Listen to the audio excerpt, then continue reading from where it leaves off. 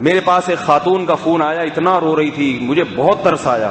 کہہ رہی ہے میرا باپ ہاسپٹل میں بستر مرگ پر پڑا ہوا ہے اور میرا شوہر مجھے پاکستان جانے نہیں دے رہا.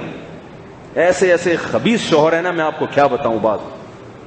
ایک خاتون کا فون آیا, کہہ رہی ہے میں نے اپنی بیٹی کی شادی کی, رخصتی ہو گئی, سسرال چلی گئی, 5 سال ہو گئے ہیں, مجھے میری بیٹی کے سسرال والوں نے بیٹی سے ملنے نہیں دیا.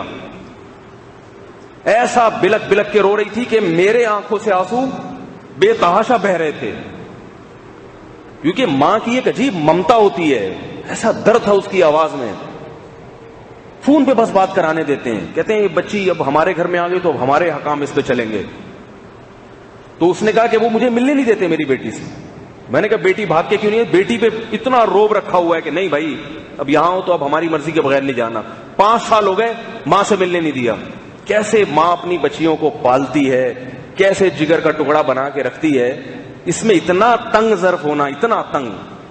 ماں کا رشتہ, باپ کا رشتہ ایسا ہے کہ بیوی جب کہا کرے نا ابا اماں سے ملنا ہے, اسے فوراً جانے دیا کرو. بولا ابا اماں سے ملنے پر کوئی پابندی نہیں ہے. اس میں کوئی اتنا تنگ ظرف رکھنا اپنا کہ میرے گھر سے چلی جائے گی تو کھانا کون پکائے گا, تو روٹی کون پکائے گا, تو یہ کون کرے گا. تو اپنی بیٹیوں کے بارے میں بھی مستقبل میں سوچ لیا کرو میرے بھائی. تو میں نے اس خاتون کو مشورہ کیا دیا, میں نے کہا طلاق لے لو ایسے آدمی سے. الٹا مشورہ ہے کہ نہیں ہے؟ میں نے کیا کہا, میں نے کہا طلاق لو, کیونکہ 5 سال میں ملنے نہیں دیا.